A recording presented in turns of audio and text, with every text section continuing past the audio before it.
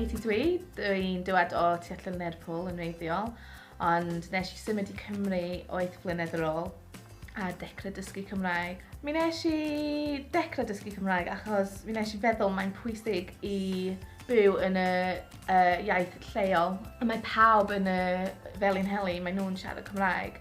A hefyd, dwi'n orff fy mor culture ac iaith, a just pwysig sgil i cael, a pam dim hefyd. So mae gen i siop priodas yn Felinheli, enw Llofft Sidan, a da ni gwerthu ffroc priodas.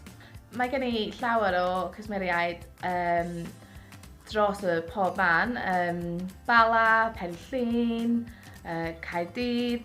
Felly mae'n really nice i ymarfer siarad Cymraeg efo nhw, ac mae'n mor hapus pan ro'n i deud o dysgwr dwi, felly helpo chi ymarfer.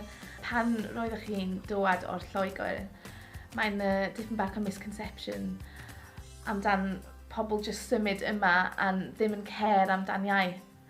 Ond dwi ddim yn meddwl mae'n y ces, dim o gwbl. Felly dwi yn really isio dangos pobl dŵad o'r Lloegr yn joio'ch iaith Cymru, joio'ch cerddoriaeth, culture. Mae gen i cynllun mawn efo Cymraeg. Dwi isio ennill dysgwr y flwyddyn am y Steddfod, ond dwi'n gwybod mae'n gôl mawr, ond just dwi isio really neud o. Achos mi nes i dysgu am 8 blynedd wan, a o'r hyn o bryd just teimlo dipyn bach o sgen i ddim mynadd, just isio neud o wan.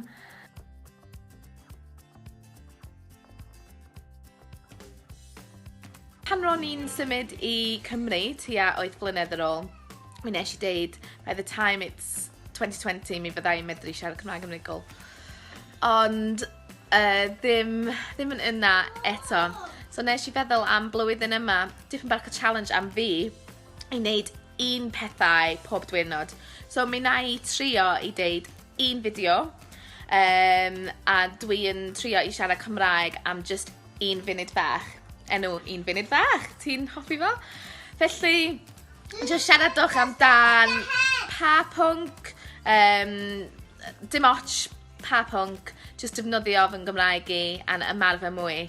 A'n gobeithio, by the end of 2020, neu 2020, dwi'n gwybod, mi fyddai yn aros o agor i fy ngoli.